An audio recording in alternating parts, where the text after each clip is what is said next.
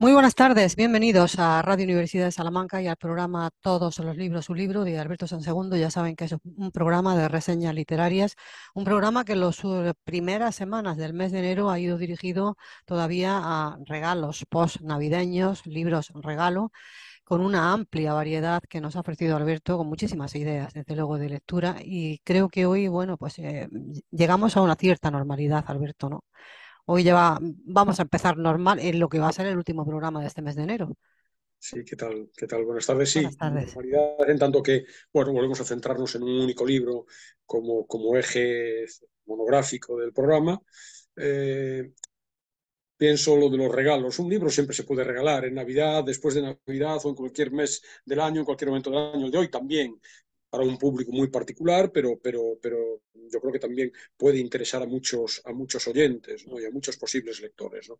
Porque habla de una cuestión, ahora lo hablamos de la referencia, es de unas cuestiones, no solamente una, que son centrales en este primer cuarto del siglo XXI, Mm. que fundamentalmente si la reducimos a digamos, una idea nuclear, sería la omnipresencia de la tecnología en nuestras vidas, con las consecuencias muy trascendentales que está teniendo ya, pero que va a tener en muchos ámbitos: medicina, transporte, educación, Ujú. comercio, economía, por supuesto, y en particular el trabajo, porque el libro del que hoy quiero hablar se centra fundamentalmente en los efectos que la digitalización, la hipertecnologización del mundo está teniendo en, diríamos, los procesos productivos, en el trabajo en sí, en las relaciones laborales y en fenómenos, diríamos, adyacentes. Por lo tanto, nuevas tecnologías, Alberto, y los efectos que tiene sobre las relaciones laborales, sobre el mundo Sobre del la vida y trabajo. sobre el trabajo en particular, la vida en general y el trabajo en particular. Te va a sustituir un algoritmo, entre interrogantes, es el muy explícito título de la propuesta de esta semana, con un subtítulo también relevante: El futuro del trabajo en España. Se publicó ya hace un año, en enero de 2022, por la muy joven economista Lucía Velasco, en la colección El Cuarto de las Maravillas, de un sello editorial prestigioso, el sello Turner. O Turner, quizá deberíamos decir, no sé exactamente si está españolizada la pronunciación de la editorial. La editorial es de toda la vida, sí, y el origen de la palabra obviamente es británico, ¿no? Alberto, Eh, déjame que haga un inciso, porque el día que estamos sí, grabando este programa también se está hablando mucho de relaciones laborales aquí en Castilla y León, ¿no? Con la desaparición del SERLA, ¿no? claro. Y bueno, yo creo que este programa parece que incide también un poco en ese asunto del que tanto se está hablando esta mañana aquí en Salamanca y en Castilla y León. Claro, bueno, es que yo no sé exactamente las circunstancias por las cuales desaparece. En cualquier caso, el cambio en las relaciones laborales siempre es constante. Mm. Yo creo que es una constante en la historia del trabajo, el que se hayan producido modificaciones, revolución industrial, por las diferentes revoluciones industriales, por poner otros ejemplos. Y efectivamente, todavía va a ser más acelerado, más acentuado en las próximas décadas, ¿no? Ujú. En fenómenos que ahora ya se apuntan, pero que se van a desarrollar con más profundidad, ¿no? Quería hablar de Lucía Velasco antes de empezar con el libro. Es una, bueno, digamos, tiene un perfil muy particular, ¿no? Muy completo, en el sentido de que tiene un máster en comunicación, varios posgrados, va a dirigir el máster en dirección de innovación social, de responsabilidad social corporativa, también de género, un currículum muy extenso, muy notable, muchas colaboraciones también en el ámbito privado. Ha trabajado con ONGs, ha trabajado en Londres, ha sido consultora estratégica en diferentes firmas internacionales, en la Fundación Europea para la Mejora de las Condiciones de Vida y de Trabajo, experta europea independiente para la Comisión Europea de las Relaciones en relación con el futuro del trabajo.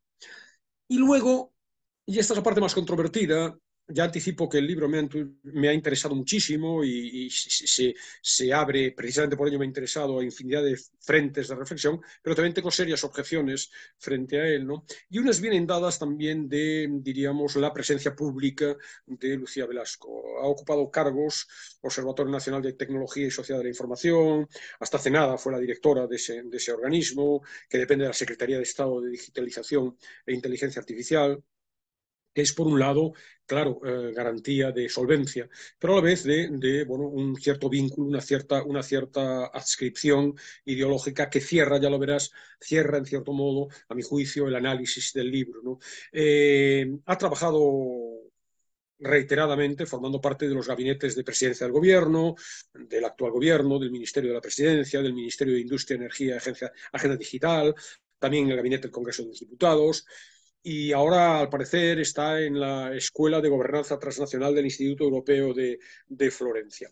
Es interesante la mención a este currículum porque, insisto, revela por un lado solvencia y preparación y competencia más que evidentes, pero también, bueno, por cierto, solvencia en el ámbito del libro, lógicamente, en el ámbito del dominio del libro, el estudio de la digitalización, el impacto de la tecnología en la sociedad, la innovación pública, la inclusión digital, el emprendimiento social, son temas en los que se desenvuelve de una manera destacada, ¿no? Por otro lado, claro, los cargos que ha ocupado son todos de designación directa por un gobierno determinado, y esta, diríamos, presumible filiación de la autora se nota en el libro. Sí que se ve, yo diría que el modo en el que se presentan, por ejemplo, los logros gubernamentales a lo largo del libro, se hace desde una posición demasiado de parte. No, nada imparcial, nada objetiva, ¿no? Y eso, a mi juicio, bueno, le resta parte del interés al libro, ¿no? Por otro lado, también diríamos, ese sesgo ideológico se ve, por ejemplo, cuando en una parte del libro sustancial y relevante y cierta, además, habla de los populismos y de cómo gran parte del populismo encuentra caldo de cultivo en gran parte de la población que puede verse desencantada o superada por estos cambios vertiginosos, etcétera. Las menciones son solamente a los populismos, diríamos, de derechas, que evidentemente existen, pero, por ejemplo, se obvian otros fenómenos similares de grupos que son exactamente igual sembradores o potenciales destructores de la convivencia o del sistema. No hay ninguna mención. Me hubiera gustado, pero insisto, quiero anticipar al lector, me hubiera gustado una mayor objetividad en este sentido, pero quiero anticipar al lector la postura desde la que escribe la autora, ¿no? Yo además le encuentro, voy a empezar por las objeciones, porque Sí, hay, sí, te estamos claro, escuchando las objeciones. voy a empezar por las Una de objeciones ellas sería una persona quizás muy identificada, muy adscrita claro, que habla ideológicamente, desde una ¿no? posición. Todo el mundo habla desde una posición, Es claro. pero claro, es obvio, ¿no? Todo el Mm, mundo, yo mismo hablo desde una posición, mm, pero quizá en un libro en donde se nos habla del futuro del mundo, del futuro del trabajo a partir de la digitalización, quizá merecería la pena también conocer otros enfoques, todos los enfoques, un esfuerzo de una de una mayor objetividad. Fíjate, traigo la cuestión a mi terreno, ¿no? Yo soy profesor y evidentemente, y profesor de una materia relacionada con el mundo del trabajo, etcétera. Por tanto, una materia impregnada de realidad y por tanto impregnada de ideología. Yo sostengo en el máster de formación del profesorado en el que hablo y enseño a futuros profesores, les planteo una pregunta retadora. ¿Debe un profesor dejar claras, expresas sus ideas en clase? Mi respuesta a esa pregunta, aceptando que cada uno puede responder como quiere, como es natural, y el sistema educativo y la normativa que regula la educación permite perfectamente cualquier respuesta a esa pregunta, yo claramente abogo porque un profesor no deje claramente sus ideas. Es verdad que hablo desde una posición, pero intento, en un mundo como este, yo puedo hablar de los contratos fijos discontinuos y le contaré a mis alumnos que los contratos fijos discontinuos son cuestionados desde una determinada perspectiva y valorados desde otra. Y luego a partir de ahí tú piensas. mm. Yo soy muy reacio, quizá por haber sido educado en el franquismo y de que se me hubiera dicho qué es lo que tengo que pensar, soy muy reacio a que se me diga qué es lo que tengo que pensar. Yo quiero que la gente piense, pero no que necesariamente piense como yo. Yo también creo, lógicamente, que mis razones, mis ideas, son mejores que las de los demás, son más sensatas, más Porque oportunas. son tuyas, claro, si no, Claro, no porque son serían mías, tuyas. pero me parecería una soberbia intelectual absoluta pretender que, bueno, mis ideas son la verdad. Entonces, en ese sentido, yo haría un esfuerzo, si escribiera un libro de este estilo, un esfuerzo por ver también cuál es la otra postura, ¿no? Y que quede claro, como digo otras veces, en donde yo me manifiesto en contra de ciertas tesis o de ciertos planteamientos de los libros que defiendo, que son libros que estoy defendiendo, son libros que un libro que me ha parecido extraordinario, muy, muy estimulante, con infinidad de ideas para reflexionar. Solo que ciertos planteamientos, tanto desde el punto de vista formal como también desde el punto de vista del contenido, me parecen por lo menos discutibles, y en ese sentido quiero plantearle a quien nos escuche, oye, vas a buscar este libro, que sepas que hay una serie de apriorismos que yo, desde mi subjetividad, quizá otro lector lea el libro y no aprecie estos detalles, sobre todo los aspectos formales. Yo soy un maniático en los aspectos formales, lo soy en todo, pero en particular en los aspectos formales, ¿no?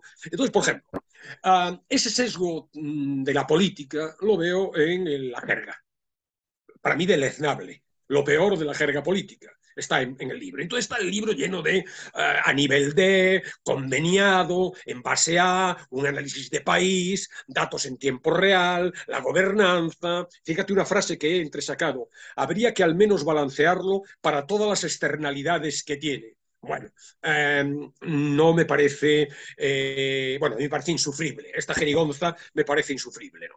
También en la política, pero en un libro divulgativo mucho más, ¿no? Luego, la toma de postura feminista, muy claramente feminista, el enfoque, ya hablaremos desde el punto de vista del contenido, pero desde el punto de vista formal se traduce en otras cosas que ya hemos hablado, ¿no?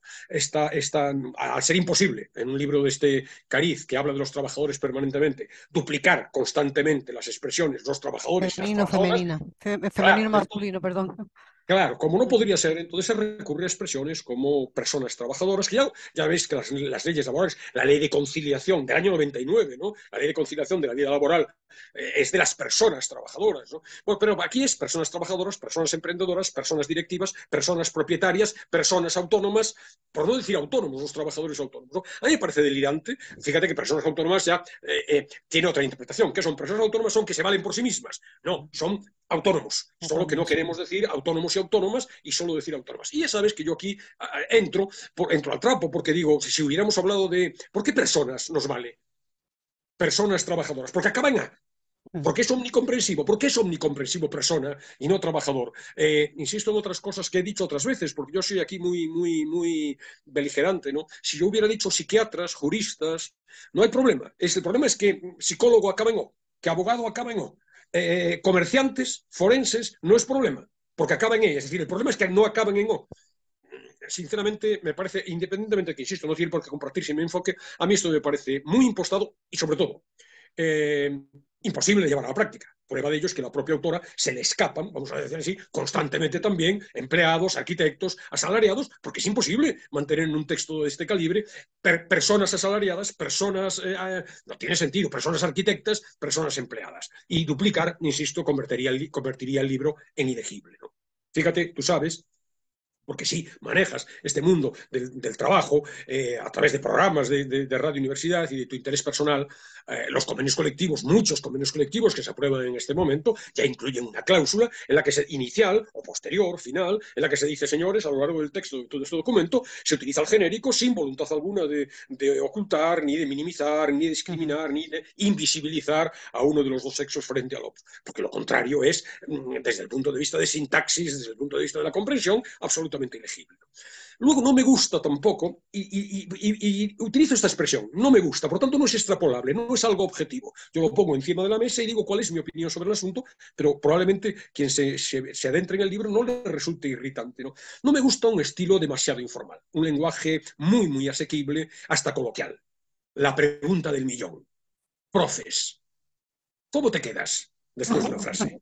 Bueno, ¿Vale? eso al lado de la frase que has comentado antes es totalmente Claro, lo opuesto, ¿no? Balanceado, esa externalidad es justo lo claro. opuesto, ¿no? Hay una voluntad, claro, loable, ¿no? De asequibilidad, de acercarse, ¿no? Pero fíjate que el tuteo al lector te va a sustituir un algoritmo, está en el título incluso, ¿no? Ujú. Y luego hay un tono pedagógico, a mí no me gusta, un tono pedagógico a veces admonitorio, con una perspectiva casi catequista, ¿no? Como una especie de superioridad moral, ¿no? A mí no me acaba de agradar. Y luego además hay un recurso que, bueno, tiene interés y entiendes la lógica que mueve la autora, crea, para explicar la abstracción de los conceptos que desarrolla, crea una historia de unos personajes. Hay una protagonista que se llama Luna, está su familia y sus amigos, y va ejemplificando en vicisitudes de esa vida supuesta de este personaje, va ejemplificando los fenómenos que va comentando. Luego, siempre en el mismo ámbito formal, el libro está plagado de anglicismos. Anglicismos. Eso te quería comentar por la frase que leíste antes. Yo creo que se denota también mucho que esta chica sabe inglés. Yo creo que se nota Sí, mucho. pero claro, es que a veces estos anglicismos los explica. Entonces dice, lo que en Australia se conoce como reverse marketing. Ujú. Vale. En inglés, cuenta algo en castellano y acto seguido dice, en inglés lo llaman reskilling. Pero otras veces no lo explica. Y dice, el matching de empleados y empleadores. O resulta superfluo. Por ejemplo, dice, la idea es que se complemente con el wallet o pasaporte. Bueno, ¿por qué necesitas decir wallet si vas a decir pasaporte? Y dentro de estas objeciones formales hay un par de ellas diríamos, de más entidad, ¿no? La redacción francamente mejorable, muy confusa, muy enrevesada. No tengo tiempo porque quiero contar cosas del contenido, evidentemente, y hay muchos frentes. Eh, Haré un paréntesis en este sentido. Yo soy un pesado, ya ha quedado muy claro, la gente que me conoce, que sigue el programa lo sabe. Yo normalmente escribo del orden para la reseña del blog, del orden de 15 páginas cada reseña. En el caso de hoy, los temas son muy atractivos, muy sugerentes, se abren a montones de ideas. He escrito 25, porque es que, de verdad, hay muchos elementos que a mí me parecen muy, muy, muy sugerentes para bien y para mal, ¿no? Entonces, no puedo, voy a poner en el blog solamente un párrafo muy Bueno, esa es la significativo. vertiente profesoral de Alberto, que es profesor Claro, en todo lugar y en todo momento. claro, a mí me entusiasma, claro, pero bueno, como no tiene Enseñar, demasiado. explicar, enseñar, Claro, explicar. enseñar lo que yo veo y digo, pero la cantidad de cosas que surgen en mi mente al leer esto, la cantidad de hilos que digo, oye, esto es bonito transitar y me apasiona transmitirlo. Ujú, Eso es lo que quiero realmente, eso es mi vida. ujú. El profesor yo creo que es esto. No es Sí. un burócrata que llega al aula y suelta un rollo. Es alguien que está apasionado por su saber, poco o mucho, pero por lo que sabe y lo quiere difundir. Y se da cuenta además de lo importante que es para todo el mundo. ¿Cómo se Mm. puede vivir? Yo lo digo, ¿no? Un profesor de matemáticas debería formularse la pregunta, ¿cómo se puede vivir sin las ecuaciones de segundo grado? Si no te formulas esa pregunta, creo que hay una deficiencia como profesor. Y lo mismo extrapolable a cualquier ámbito, ¿no? Entonces, bueno, me puede esta necesidad. Además, hay un margen, hay un punto de pesadez. Lo quiero contar todo. Nunca lo tengo todo dicho, ¿no? Y entonces eso eterniza estos programas, eterniza las reseñas, ¿no? En cualquier caso, a lo que iba, hay un párrafo significativo de esta redacción desmañada que voy a dejar en el blog y que no puedo comentar aquí. Y luego hay también un desorden, a mi juicio, siempre a mi juicio, expositivo, acumulación de ideas y argumentos que se repiten, aparecen y vuelven a reaparecer, a veces en los mismos términos en capítulos diferentes. Hay páginas que parecen de relleno, precisamente porque se repiten una y otra vez en un libro que es muy, muy, muy breve, son Es 150 pequeño, páginas. sí. Sí, son densas, hay muchas cosas. Densas no en el sentido disuasorio para el lector, esto no hay quien lo lea. Se avanza muy bien, pero densas en el sentido de que prácticamente cada frase se abre a una idea sugerente, ¿no? Ujú. Entonces, hay, por ejemplo, un último capítulo, un penúltimo capítulo, que es caja de herramientas para gobernantes, donde hay sugerencias para los gobiernos acerca de, bueno, de cómo paliar el, diríamos, impacto positivo sin duda, y ese no se quiere paliar, pero la parte negativa del impacto de la tecnología en el mundo, consejos para los gobernantes, que es realmente una especie de recapitulación de todo lo que se ha venido diciendo durante el libro, ¿no? Y como digo, pese a ello, altamente interesante. Hay infinidad de temas de gran actualidad y sobre todo de mayor futuro, que, bueno, cada uno de ellos podría dar perfectamente para bueno, pues, al menos un artículo, mayor desarrollo, mayor concreción, discutibles a mi juicio en algunos casos, en dos ejes fundamentales, el de la educación y el impacto que va a tener sobre la mujer este tipo de cambios, pero suscita la reflexión, propicia el debate, invita a la discusión intelectual, por lo tanto, bueno, elementos más que suficientes para acercarse a él con ganas. Ujú. Y fíjate, quiero empezar con una cita reveladora. Esta sí que la quiero leer. Y te va a interesar. Ya verás por alguna circunstancia muy particular a ti y estoy convencido de que a todos nuestros oyentes. La cita dice lo siguiente. La inteligencia artificial, IA, tiene el potencial de cambiar significativamente la forma en que los trabajadores del conocimiento realizan sus tareas. Puede ayudarles a automatizar tareas repetitivas y a analizar grandes cantidades de datos, lo que les permite dedicar más tiempo a actividades que requieran un mayor nivel de pensamiento crítico y creatividad. Además, la IA puede mejorar la eficiencia y la precisión en tareas como la investigación, la toma de decisiones y la comunicación con los clientes. Sin embargo, también existe el riesgo de que la IA reemplace a algunos trabajadores del conocimiento, especialmente aquellos que realizan tareas que son fáciles de automatizar. Es importante que los empleadores y los trabajadores se adapten a estos cambios y se esfuercen por desarrollar habilidades y conocimientos que sean relevantes en un mundo cada vez más impulsado por la tecnología. La cita es simple, es muy sencilla la argumentación, muy explícita, no demasiado novedosa, es sintética, muy esclarecedora sobre las derivaciones, del tema central del libro, pero hay una curiosidad en ella que es lo que creo que os va a interesar a ti y al resto de nuestros oyentes. No la ha escrito No la ha Lucía escrito ella, Velasco, no la ha escrito no la ha ella. escrito Lucía Velasco, ni tampoco la he escrito yo. La ha escrito el chat GPT, ese robot Una máquina. un robot, ese actualísimo robot que se acaba en los últimos meses, hace 2 o 3 meses, se acaba de desarrollar y dar paso al consumo, al uso por parte del público. Es un prototipo de inteligencia artificial que se desarrolló en 2022 por OpenAI, inteligencia artificial, y que está al alcance desde hace unos meses de cualquier ciudadano. Entre ellos yo, que he tecleado ventajas en me va a sustituir un algoritmo. Y esa es la respuesta que me ha dado.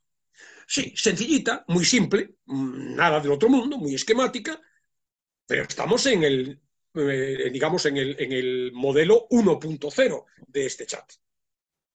Sí, que Y cuando vaya avanzando, cuando imagínate, vaya ¿no? avanzando, bueno, Imagínate. hay muchos estudios acerca de esto, entonces Puede me ha parecido. escribir el capital. Es posible que Sí, escriba el sí, sí, sí. capital, Ya se está este robot. produciendo, claro, date cuenta que es muy interesante, ¿no? Porque ya se está produciendo la repercusión del periodismo. Yo estos últimos meses he leído artículos de varios en diferentes medios de Mm, periodistas que empezaban el artículo, tal, 3, 4 párrafos, y al llegar al quinto decían, pues bien, estos 4 primeros no los he escrito yo, los ha escrito la máquina. mm. Tú le tecleas, es accesible a cualquiera, simplemente tienes que hacerte una cuenta y entras. Tecleas, es verdad que por ahora es muy elementalito, pero te dicen, quiero un resumen del libro. Yo voy a intentar, a ver si lo cuelo alguna vez, una reseña de todos los libros, un libro que me lo haga No hay quien el te chat. sustituya, Alberto. No hay quien Sí. te sustituya a Bueno, ti. No hay la máquina. reflexión, la reflexión es interesante con respecto al periodismo, por ejemplo, ¿no? Mm, Ciertas tareas más o menos rutinarias, sí, seleccionar información de teletipo, si es que sigue existiendo el teletipo, pero mm, estas novedades básicas que no introducen demasiada opinión, bueno, pues nos va a poder hacer, las está haciendo ya un algoritmo. ¿Nos va a sustituir un algoritmo? Me pareció oportuno meter esta cuña para sí, introducir el contenido del libro, porque realmente es también apasionante, ¿no? sí, Y a la sí. vez podríamos decir que aterrador, Sí. porque las consecuencias, Eso es lo que debían pensar también cuando la revolución industrial, aquellos que crearon también un movimiento, ¿no? ¿Cómo se llamaba aquel los movimiento? luditas, ¿no? Los luditas, ¿no? Yo creo que es un poco lo que debían pensar aquellas personas. Claro, los luditas que rompían las máquinas, entraban en las fábricas porque veían a las máquinas como auténticos enemigos bueno, del ser humano, ¿no? Sí, pero yo creo Yo que no ese tengo. espíritu crítico, yo creo, no sé si lo tenemos en la actualidad, no sé si las personas Sí, bueno, piensan mucho realmente en ese avance enorme de las nuevas tecnologías y hasta qué punto nos pueden sustituir en muchas labores que son creativas y que son humanas, básicamente claro, humanas. claro, y precisamente ahí está el interés de este libro, ¿no? Este libro tiene, entre otros muchos, bueno, despertar la conciencia, decir, oiga, ¿son ustedes conscientes de lo que está pasando? Mm, ¿Son ustedes conscientes de la repercusión que va a tener en nuestras vidas? Y entonces eso habla. La tesis es que los cambios que la tecnología está introduciendo en todos los ámbitos de nuestra vida van a resultar, con jerga más política también, especialmente disruptivos y junto a innegables beneficios, porque son obvios en todos los ámbitos, medicina, transporte, formación, cultura, mm, 100.000 ámbitos. A la vez tienen también efectos nocivos. Y la tesis del libro es: debemos conocer estos, nosotros, como personas, como individuos, pero también las sociedades y los gobiernos, conocer esos efectos, anticiparlos y tomar medidas para poder minimizar los perjuicios y aprovechar las ventajas que, como digo, tienen indudablemente para, bueno, la tesis de fondo, construir sociedades aprovechando estos medios más justas, más igualitarias, que aporten mayor bienestar a Alberto, todo. ¿y deja claro Lucía Velasco esos aspectos negativos de las tecnologías? En ese aspecto ella sí que es objetiva, ¿lo deja claro? Sí, sí, sí, sí, sí, sí, sí, en todos los ámbitos. Mm. Desde el punto de vista, hay como varios, yo diría que hay como 5 frentes, ¿no? Los cambios en el mundo, 1; los cambios en el mundo laboral, 2; los cambios en la educación, 3; la repercusión sobre la mujer, 4; y hablaríamos de un 5.º frente, que es esta: sugerencias a gobernantes, propuestas concretas de qué se podría hacer, ¿no? Y todos, insisto, más allá de que algunas de estas propuestas sean discutibles, todas muy interesantes. Entonces, si te parece, yo puedo, Sí, insisto, esta perfecto. sistematización es muy mía, ¿no? Porque Mm, yo no veo, no veo, lo veo todo un poco deslavazado, ¿no? mm. Yo sí que creo que son estos ejes principales los que he encontrado en el libro, pero no te creas que están resaltados de una manera muy ordenada en el propio texto, ¿no? Entonces, si Bueno, te parece, nos va a servir, ¿no? Si finalmente nos animamos a leer a Lucía Velasco, ese claro. esquema que nos vas a plantear ahora en un Claro, momento. fíjate que también es otra de las, yo creo que las funciones principales, de los talentos, diríamos, principales del profesor, ¿no? El profesor es alguien que transmite pasión, pero es alguien que estructura, que Ujú, sistematiza, que ujú, lee la realidad y la ofrece sistematizada. ujú. Yo recuerdo hace años de haber leído algún trabajo que recogía encuestas, y me estoy desviando del tema principal, pero bueno, recogía encuestas hechas a diferentes operadores educativos, profesores maestros en primaria, profesores de secundaria y de universidad, alumnos en España, en Europa, fuera de Europa, etcétera, de diferentes ámbitos, y se presentaban una serie de ítems para que los encuestados contestaran, valoraran qué era lo más importante en la figura de un profesor, ¿no?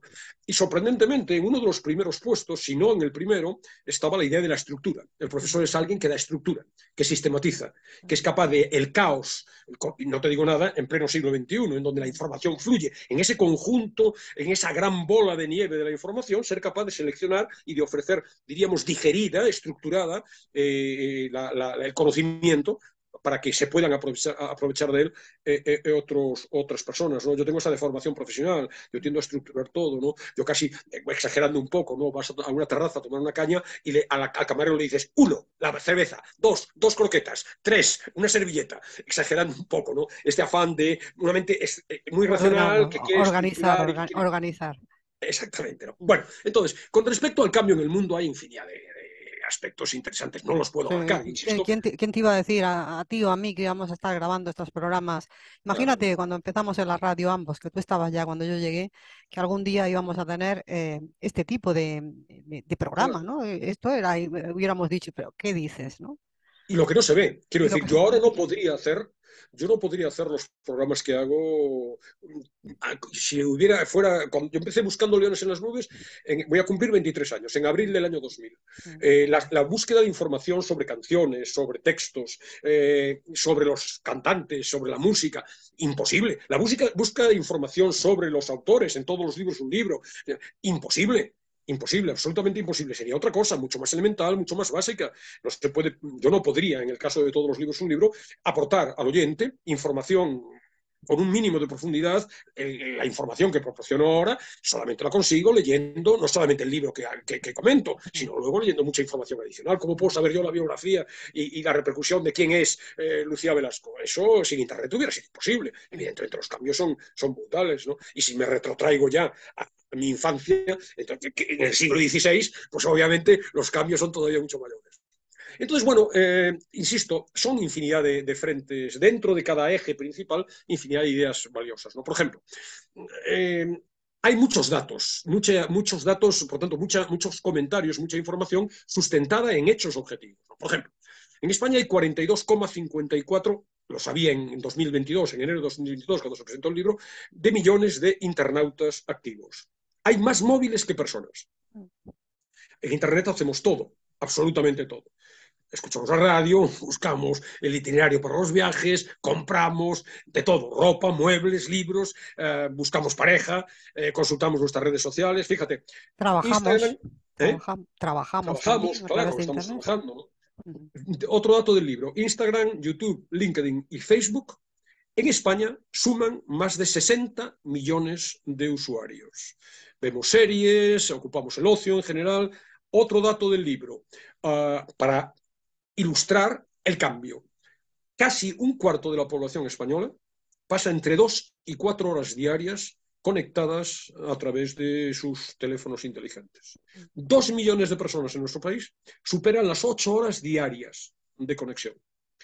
Es un momento crítico, dice Lucía Velasco, tan importante como fue la era atómica. No lo digo yo, lo dice Naciones Unidas.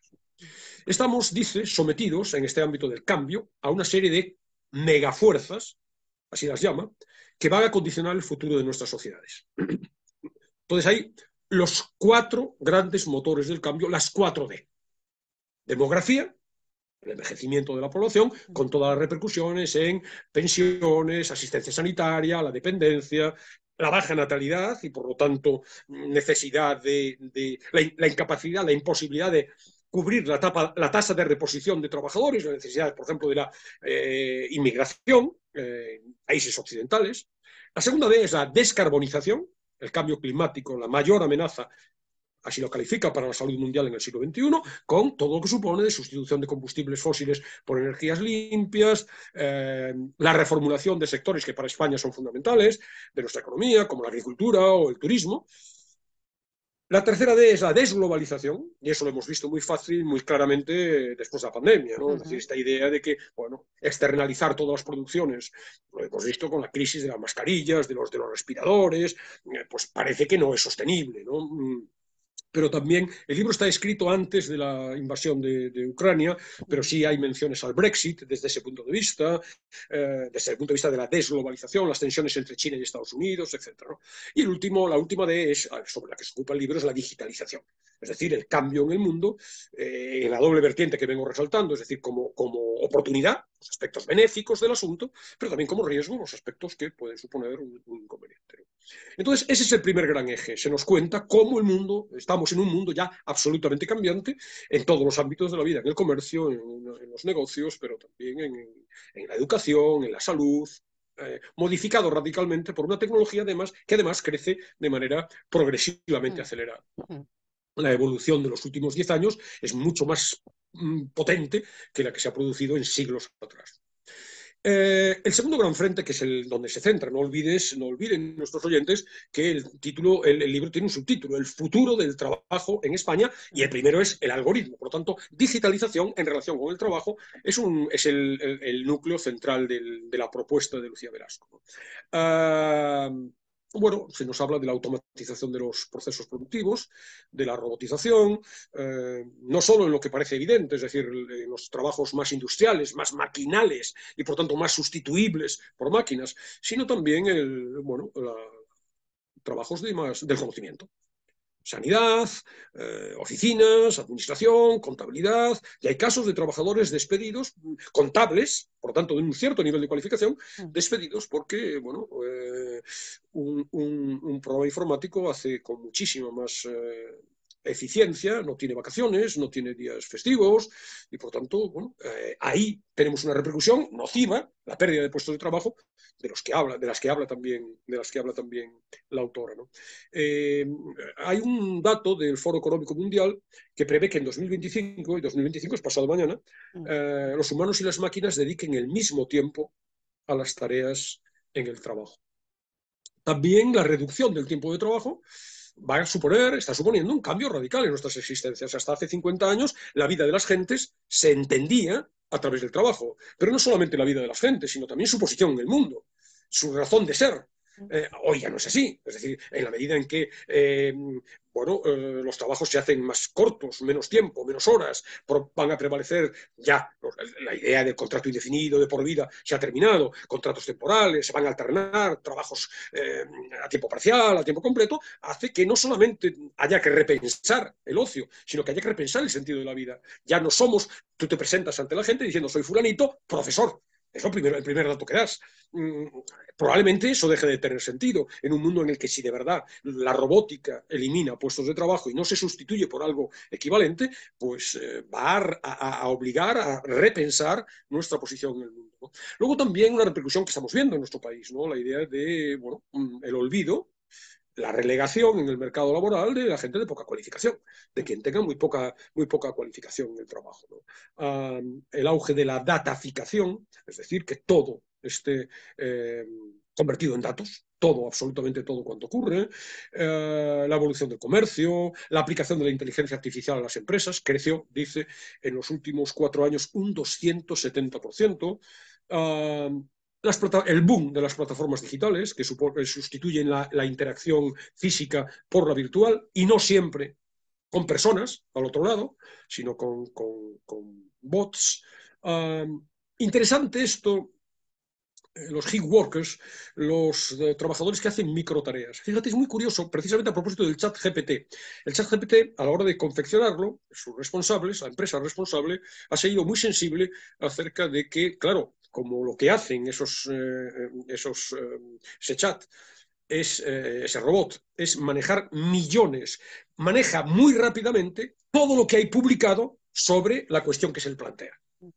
Entonces, todo lo que he publicado hay también sesgos racistas, barbaridades de todo tipo, y entonces la empresa que lo fabrica tiene un extraordinario interés en filtrar esto. ¿Cómo se filtra esto? Se contrata en la India, en Senegal, en Camerún, en donde sea, a gente que trabaja por horas y con sueldos ínfimos para que filtren la información que le vamos a dar a las máquinas. Están todo el día consultando millones de páginas para seleccionar qué palabras, qué vídeos no se les van a dar a las máquinas. Vídeos conflictivos desde el punto de vista, como digo, bueno, que sostienen ideas totalmente discriminatorias, racistas, etcétera, antisemitas, etcétera, etcétera. Entonces, ahí va a haber un cambio en el trabajo. Bueno, Esos son ahí los la pregunta que yo haría es quién maneja la máquina. Quiero decir, al final, ¿quién decide? ¿Quién decide qué datos se van a suministrar a la máquina? A mí me parece que esa es la pregunta, ¿no? ¿Quién decide eso? Claro, bueno, Que pues los serían, en este caso, propietarios de las grandes empresas, corporaciones, grandes claro, compañías, ¿no? efectivamente, Con unos y ahí, intereses claro, muy definidos. pongo un ejemplo que sale en el libro. Hay datos de cómo Amazon filtra los currículums que se les presenta de posibles futuros trabajadores, los filtra de manera negativa, en los que aparece la palabra mujer. Mm. Es decir, selecciona. Y ese dato, evidentemente, es la sociedad civil, son los gobiernos los que tenemos que estar, y esta es los que tenemos que estar alertas. Y esta es la Claro, ese virtualidad sería un del consejo mundo. para gobernantes, quizás, que también aparece en el libro, Claro, ¿no? claro. Pero a través, sobre todo, de la sensibilización ante la sociedad. Aquí estamos, está pasando esto, se nos está diciendo. Y por tanto, bueno, tomad conciencia de ello y actuad, intervenid como ciudadanos activos, ¿no? Porque efectivamente, te das cuenta que eso resquebraja totalmente, ya no la cuestión ideológica, que sí, el sesgo ideológico, sino también el hecho de que estos trabajadores están trabajando por €1 a la hora. Ujú. Y ese es un futuro del trabajo, ¿no? Habla también, desde ese punto de vista del panorama laboral, de algo que vivimos en pequeña escala todavía, quizá, o depende del tipo de trabajo, ¿no?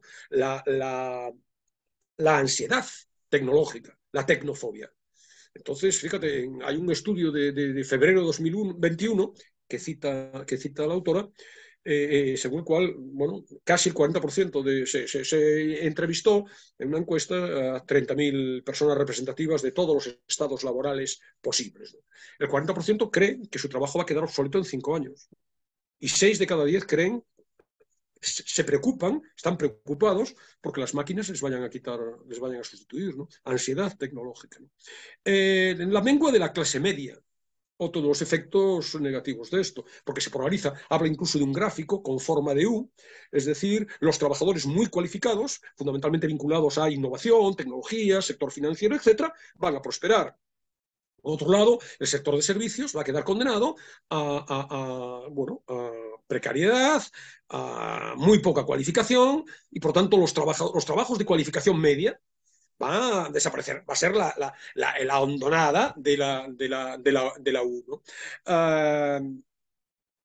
La existencia de infinidad de trabajos ya ocurre hoy, fuera del radar, como llama la autora, del radar regulatorio, que escapan a la normativa vigente porque son etéreos, digamos, se deslocalizan, están en cualquier sitio, no La hay economía posibilidad de... sumergida, ¿no? Que Claro, la decíamos economía antes, sumergida, pero ¿no? es, claro, pero es que en este momento no es una economía sumergida, entonces era tangible, debajo del agua, pero tangible. Ahora no lo es tanto, ¿no?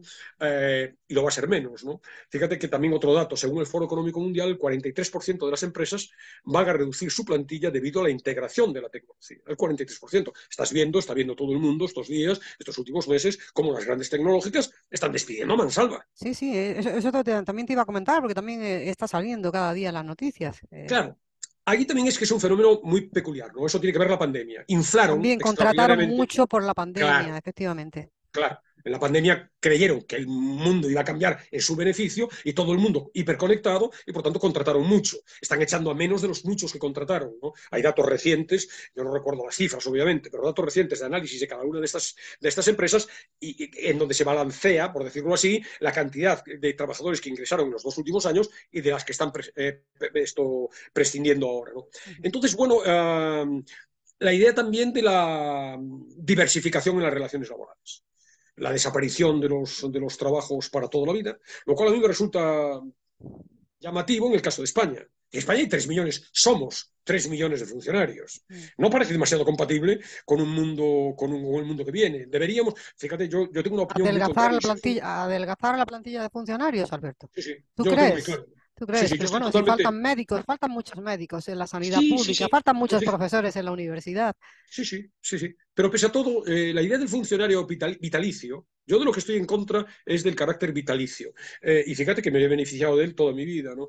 Es decir, el carácter vitalicio del funcionario era sobre todo para un funcionario más cercano a la administración, que lo que queríamos era que no se viera sometido, o que se quiso desde el siglo XIX, que no se viera sometido a los cambios de gobierno. Y por tanto, cambia el gobierno y todos a la calle. Entonces, esta idea de la funcionarización en el sentido de puesto vitalicio. No estás exento, te quedas indemne en caso de que haya cambios de gobierno. Ahora, ¿por qué tiene que ser vitalicio el puesto de un profesor? Pues quizás porque la Sométete, estabilidad como proyecto de vida beneficia a la persona que ejerce la profesión, porque te sin puedes duda. desarrollar mejor en tu profesión y puedes ser mejor también en tu profesión, ¿no? La Por eso, Elena, estabilidad es muy importante en un puesto de Por trabajo. eso, Elena, estamos de acuerdo en la estabilidad, pero no en el carácter vitalicio. La estabilidad quiere decir que yo, en condiciones normales, rindo cuenta de mi trabajo cada cierto tiempo, cada 5 años, por ejemplo, y si todo va bien, si todo es normal, pues voy a mantenerme en mi puesto. Tengo la estabilidad, que es, evidentemente es deseable, ¿cómo no? ¿Quién va a poder, estos chicos ahora, con veintitantos años, cómo van a hacer proyectos de vida personal, profesional, familiar, si no tienen estabilidad, si tienen un trabajo que les va a durar 3 meses? No, no, estabilidad sin duda, pero un puesto vitalicio, y hablo de mí. Y esto, a lo mejor, como queda en YouTube, lo ve alguien y luego hay represalias. Yo llevo 42 años dando clase, no he rendido cuentas de mi trabajo. Yo puedo, si no Pero asesino a un seguro, alumno en seguro que clase, rindes cuentas día a día, Alberto, ante ti mismo y ante tus sí, alumnos sí, y sí, ante tus compañeros. pero yo creo que los ciudadanos, a Alguien través de debería, los... ¿tú piensas que alguien más debería Sí, venir? sí, Un ente. los ciudadanos, a través, yo debo rendir cuentas ante mis conciudadanos. Y ellos, los representantes de mis conciudadanos, son el gobierno, los gobiernos. Tiene que haber un Ministerio de Educación que, ante que yo me presente todos los años sin látigo, sin represión. No estamos hablando de eso, estamos hablando de rendir cuentas. Señores, esto es lo que hago. Y luego sí, no lo hace usted bien, mire, cambie, etcétera. Estamos hablando a la calle a los 5 minutos. Pero tienes que rendir cuentas. Yo estoy en contra del carácter vitalicio del funcionariado, de un cierto funcionariado. 3 millones de funcionarios con su puesto vitalicio, que en muchos casos, no digo que lo sea así siempre, insisto, esto lo puede ver en YouTube mucha gente y me van a llover las críticas de algunos funcionarios. Pero creo que, bueno, en definitiva, a lo que íbamos. Diferentes formas de trabajo caracterizadas por lo fragmentario, lo inestable, etcétera. La idea de que a lo largo de nuestra vida vamos van a desempeñar los jóvenes varias actividades muy distintas, incluso percibir ingresos de diferentes fuentes. Habla de una categoría ya acuñada, el término para ellos, los slashers. Slash es la barra, es trabajadores que son a la vez una cosa y otra. Una parte del tiempo hacen una cosa y otra parte van a hacer otra, ¿no? el 16% de la población activa, se nos dice en un estudio que se nos presenta, ¿no? Y curiosamente, dice la propia, en una cita literal, para casi 8 de cada 10 trabajadores slashers, el segundo trabajo es en un sector diferente al de su trabajo principal. Diseñadores gráficos de día y DJs de noche, empleados de banca, fotógrafos, organizadores de festivales y consultores, desarrolladores de softwares y empresarios. Esa es otra pauta que apunta Lucía Velasco acerca de nuestro futuro, ¿no? Luego, en el caso concreto de España, porque no es el cambio en el cambio del trabajo en España da 10 datos muy reveladores acerca de, bueno, cuál es la fotografía del trabajo y en particular del paro, ¿no? No los puedo glosar todos, en el blog van a estar, trabajan en el blog, donde están es en el libro, que la gente se lea el libro, ¿no? Pero bueno, es que son muy interesantes en sí, ¿no? Cada uno de ellos daría lugar a un análisis, ¿no? Trabajan la mitad de las personas en edad de trabajar en España. El 16% de las personas en edad de trabajar están en paro. El 40% de los jóvenes en paro. Casi la mitad de las personas que están en paro llevan más de un año buscando trabajo. El 14% de quienes trabajan lo hacen con contratos a tiempo parcial. Uno de cada 4 contratos es temporal. Solo el 15% de los trabajadores, el 15%, no es solo, se ve como relevante, el 15% de los trabajadores está insatisfecho con el trabajo. El 90% de las españolas trabajan en el sector servicios y el 75% eran empleadas, no ocupaban puestos de dirección. Y la mayoría de ellas en peores condiciones que sus homólogos, los hombres. Luego hablamos, si tenemos tiempo, que Sí, espero que sí, hoy del frente. precisamente también hay una huelga, hay una manifestación precisamente de trabajadoras de las empresas de ese señor gallego que tiene muchas Ahora, empresas por todo el mundo y que están Inditex. precisamente de huelga porque están cobrando menos que sus compañeros hombres. Inditex, ¿no? Ujú. Bueno, entonces, la repercusión negativa, degradación de los derechos laborales, incremento de la desigualdad, desprotección de los más débiles, la creación, lo que ella define como nuevo proletariado digital, que está en riesgo de pobreza a menudo, y bueno, la mención que hacías a los luditas está. A principio hay una comparación con las primeras décadas de la Revolución Industrial, en donde la incorporación de nuevas tecnologías condujo a mucha gente a condiciones de precarias, inhumanas, trabajaban los niños, fábricas textiles inglesas, los niños, los ancianos, accidentes constantes, ausencia de derechos, etcétera. Y ahí está lo positivo, claro. Ahí nace propiamente el derecho al trabajo. Mm. Fruto de esas... Apasionante, por lo menos tal como lo cuentas, Alberto. No sé si el libro de luego responderá a eso, me parece Sí, sí, es muy un tema interesante. apasionante. Yo no sé si Muy, has muy... conocido, Alberto, también hablando, ¿no? de cómo se está dibujando, ¿no? El mundo del trabajo en la actualidad. No sé si sabes también el hecho de una conserje que viaja cada día desde Nápoles a Milán, hace 1.600 kilómetros cada día en tren para desempeñar su puesto de conserje, porque pagar una habitación en Milán le sale más caro que hacer el viaje cada día. 1.600 kilómetros, como si yo tuviera que ir a mi pueblo de nacimiento Sí, elegido sí, sí, sí. y venir a Salamanca cada día a hacer mi jornada laboral y volver a elegido. O sea, imagínate lo que No está conocí el pasando, ¿no? caso, En el mundo del trabajo. un caso extremo, pero bueno, Mm, se ve también los profesionales sanitarios que van a Ibiza mm, a trabajar y que no pueden, tienen que alojarse 4 en una habitación, eso, pues muy precaria, ¿no? mm, Bueno, consecuencias negativas hay muchas, por ejemplo, bueno, esto que hablamos de lo psicológico, ¿no? Fatiga, irritabilidad, aumento del consumo de alcohol, el sedentarismo, las malas posturas, los riesgos de prevención. Eh, también hay una dimensión, diríamos, orwelliana, ujú. que es claro, la hipervigilancia, el control bueno, de estar convertidos los trabajadores en una especie de, dice, robots teledirigidos, ¿no? Fíjate que cómo el hecho de que estemos conectados facilita más el control del rendimiento. Es decir, aquello del taylorismo, del estudio de tiempos y movimientos que tan bien representado vimos en el cine, en las imágenes de Chaplin en tiempos modernos, ¿no? Aprovechar el tiempo al máximo, ¿no? Fíjate que hay incluso, yo ya lo había leído, pero bueno, lo refresca el libro, lo que se conoce como el paso Amazon, que es la velocidad mínima a la que tienes que andar, que moverte por la fábrica para poder seguir el ritmo que te exige esa, diríamos, esa monitorización permanente de los trabajadores a través de una gestión algorítmica. Tienes que producir en estos ritmos y, por tanto, ya se habla del paso a Amazon, el modo de andar, la rapidez con la que tienes que andar para cumplir los requisitos de exigencia de las empresas, ¿no? Ese frente, como te digo, es el núcleo central muy, muy interesante. El siguiente frente es el de la repercusión en la mujer. Entonces, bueno, es evidente que nadie puede discutir pues los aspectos fundamentales del asunto. Estamos todos, me imagino, salvo algún neandertal que por ahí pueda encontrarse, la idea de que no debe haber discriminación. Todos sabemos que la mujer sigue siendo postergada en diferentes ámbitos bastantes de la vida laboral, en la promoción, en los ascensos, que están siendo discriminadas por sesgos algorítmicos, lo que decía yo del currículum de Amazon, la repercusión de la maternidad en el trabajo, muy a menudo carga de doble jornada para la mujer, mayores dificultades, por lo tanto, para la formación, los problemas de conciliación le afectan sobre todo, por no hablar de, claro, la desgracia de estar expuestas a acosos, hostigamiento, violencias sexuales. Hasta ahí, absolutamente de acuerdo. Lo que yo no tengo tan claro y no me convencen los argumentos de Lucía Velasco es que haya una mayor repercusión que sea perjudicial para la mujer la digitalización.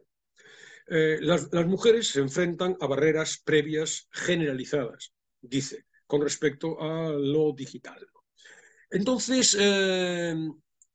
se queja de que, por ejemplo, las ocupaciones más teletrabajables las tenemos los hombres. Y claro, yo no veo exactamente por qué. Y cuando ella intenta justificarlo, parece algo sorprendente. Considera, diríamos, heteropatriarcal el teletrabajo. Cuando, no sé, después yo creo que precisamente hablamos del valor de la conciliación para hombres y mujeres y cómo el teletrabajo puede perfectamente facilitar para unos y para otros. Ella critica este fenómeno porque, bueno, literal, habíamos conseguido salir de casa y repartirnos más las tareas. Es fácil que te vuelva a caer el peso de la historia patriarcal si teletrabajas. Claro, a mi Hombre, juicio. se quejaban mucho las mujeres, cuando yo he hablado con personas que han teletrabajado también en esta temporada de pandemia, se quejaban mucho las mujeres que además les costaba, además de teletrabajar, tenían que estar en todo momento pendientes de los niños y, o sea, que tenían que ahí que como que diversificar y poner incluso muchísima más atención, Alberto. Pero ahí no veo el problema en el teletrabajo, lo veo en que no haces, En que no no, se reparte. eso es, en que no está hecho ese Claro, reparto pero que eso debería estar con hecho hace mucho teletrabajo sí tiempo. teletrabajo. Mm, Es verdad que en la práctica los sesgos que hacen que sean las mujeres las que se ocupen de los niños mm, se propician más estando en casa, mm. ¿vale? Pero, por ejemplo, dice también afirmaciones para mí discutibles. Claro, dice que las mujeres, que esto de ir al trabajo, no nos va el presentismo, ni tampoco creemos tanto en las redes de contacto para las promociones, ni en los after work. Es decir, parece que las mujeres seríais más eficientes, más yendo al grano, mientras que los hombres nos interesa estar allí en la cafetería, charlando, etcétera. Yo creo que son generalizaciones que en pleno siglo XXI no se sostienen demasiado. No me gusta tampoco las explicaciones. Es verdad que las mujeres acceden menos a las carreras STEM, ciencia, tecnología, Es ingeniería y así, matemáticas. es Y así. ahí está el futuro. Mm. Ahora, ¿cuáles son las causas? A juicio de Lucía Velasco, las causas son el género. Y no se habla del sexo, no se habla de la biología. Por ejemplo, aceptan que hay más, y es verdad, no pueden no aceptarlo porque es un dato. Hay más mujeres universitarias que hombres, sacan mejores notas, la matrícula de estudiantes femeninas en tecnologías de la información y comunicación es particularmente baja, 3%. Vale, aquí hay un desajuste. ¿Por qué? Explicación de la autora. Los prejuicios que se inoculan desde edad temprana, los estereotipos que desaniman a las chicas a decantarse por las matemáticas, por las ciencias, las creencias según las cuales, interiorizadas al parecer, según las cuales nosotros somos más hábiles que vosotras en cuestiones tecnológicas, las normas sociales, que son las que moldean las aspiraciones de lo que una mujer debe hacer, la falta de información apropiada. Y yo pienso, en pleno siglo XXI, no tiene información una niña acerca de las carreras científicas o acerca de las matemáticas. De verdad, con carácter general, prevalece o se manda un mensaje de que las mujeres, las niñas, no deberían interesarse por las matemáticas. Pero fíjate que lo sorprendente no es tanto eso, que yo creo que no es así, pero es que la propia autora dice en un momento determinado, se ve obligada, creo yo, a reconocer. La verdad es que no se sabe exactamente por qué las mujeres estamos tan infrarrepresentadas en este sector ni en estas disciplinas conocidas como STEM. Y yo acoto, ¿no? No se sabe el por qué. Por tanto, habrá que Yo pensar creo que es, más. es una suma de factores, Alberto. Yo creo que es Claro, es una una suma suma de de factores, factores. Yo creo pero que problemas de autoconfianza también, eso también pesa, esos parámetros culturales, ¿no? La poca confianza de la mujer, quizás, ¿no? Que normalmente se la deja relegada de aquellas tareas que son más complicadas, que implican a una máquina o a lo tecnológico. Yo creo que esa pero falta de fíjate que, confianza pesa. fíjate que me quedo con ella misma, no se sabe el por qué. Entonces pensemos, pero no juguemos con apriorismos ideologizados, ¿no? Fíjate que habla de otra idea esencial. No estamos tan lejos, dice, en las competencias digitales básicas. Más o menos, hombres y mujeres nos apañamos igual hasta los 55 años. Y luego añade, pese a ello, los jóvenes, el 85% de ellos van a clases de código, mientras que ellas solo van el 68%. Los datos son de ella. Entonces, los chicos van más, tenemos las mismas habilidades digitales hasta los 55 años, pero sin embargo ellos van a más clases de código y ellas no. ¿Cuál será la causa? El heteropatriarcado. Ella misma, la propia Lucía Velasco, en un momento determinado dice, los chicos van más a clases de códigos porque les gusta más. Les gusta más. No hay algo, no puede haber algo biológico en esto. No, no lo afirmo. Todo se explica por el género, todo se explica por las creencias, por los estereotipos, por los... En pleno siglo XXI, en pleno siglo XXI con películas, con el acceso a todo, en los colegios, en las escuelas. En fin, mi tesis de fondo con respecto a esto, mi postura sobre esto, hay que pensar más. Me guío de lo que ella dice. No lo sabemos, habrá que pensar más. Habrá que pensar más y sin anteojeras, ¿no? A mi juicio también pasa lo mismo con la educación. Es decir, el último frente interesante es el de bueno, las connotaciones que está teniendo con respecto a la educación. Ahí a mí tampoco me gustan las conclusiones. Es verdad que el mundo es cambiante, el mundo es otro, y por lo tanto habrá que cambiar también el modo de educar, pero bueno, hay un énfasis, incluso aquí da voz Lucía Velasco a su protagonista, chica, bueno, que acaba diciendo que para qué voy a ir a la universidad, ¿no? La universidad no me sirve para nada. Lo importante es la resiliencia, lo importante es si dices, bueno, realmente uno no se imagina a un empresario esto rechazando en una entrevista a alguien muy capacitado porque, bueno, no tiene otro tipo de habilidades. Es verdad que las competencias son fundamentales. En el libro hay un elenco de competencias que el mundo pide en la actualidad: trabajo de equipo, creatividad, autonomía, capacidad de decisión, perseverancia. Las sintetiza la OIT en 4 grandes bloques: habilidades sociales y emocionales, habilidades cognitivas, habilidades para los trabajos verdes y habilidades digitales. Pero la tesis de que enseñando competencias y no conocimientos se consigue esto, a mi juicio, es endeble. Porque fíjate, en el peor de los casos, yo creo que alguien que tiene un conocimiento sólido de algo es capaz de desarrollar por su cuenta. También tiene, antes de desarrollarlas, también tiene, en la mayor parte de los casos, capacidad para trabajar en equipo, para resolver problemas, para autonomía, iniciativa. Pero si no las tiene, resulta más fácil adquirir esas competencias, hoy por hoy indispensables, Cuando si tienes unos conocimientos sólidos, que no a la inversa, cuando tienes que no una a la inversa. formación. Si tú tienes el conocimiento sólido acerca de cómo comunicar, pero no sabes nada, malamente vas a poder comunicar. Pero bueno, en fin, no tenemos mucho tiempo. Simplemente decir que hay aquí un eje también muy interesante, repercusiones desde el punto de vista educativo, con la queja, por decirlo así, por parte de la autora de qué problemas se están planteando en el ámbito de la educación o se pueden plantear como consecuencia de las novedades tecnológicas y sobre todo por dónde van los tiros, por dónde deberían ir los tiros, carreras más también fragmentadas, no tanto importancia de los títulos oficiales, la institución escolar más cercana al mundo del trabajo, más vinculada al mercado. Bueno, yo discrepo de muchas de estas cuestiones, no procede tratarlas aquí y en cualquier caso lo que interesa sobre todo es que El libro nos habla de todos estos frentes, con Ujú. mucha profundidad, ya Eso digo que hay, daría para otro programa, Alberto. sí, sí, Los sin duda, efectos en la ¿no? educación darían para otro programa o para varios programas. Sí, sin duda, cada una de las vías que explora que va a sustituir un algoritmo, nos da para pensar mucho bueno, y discutir y compartir.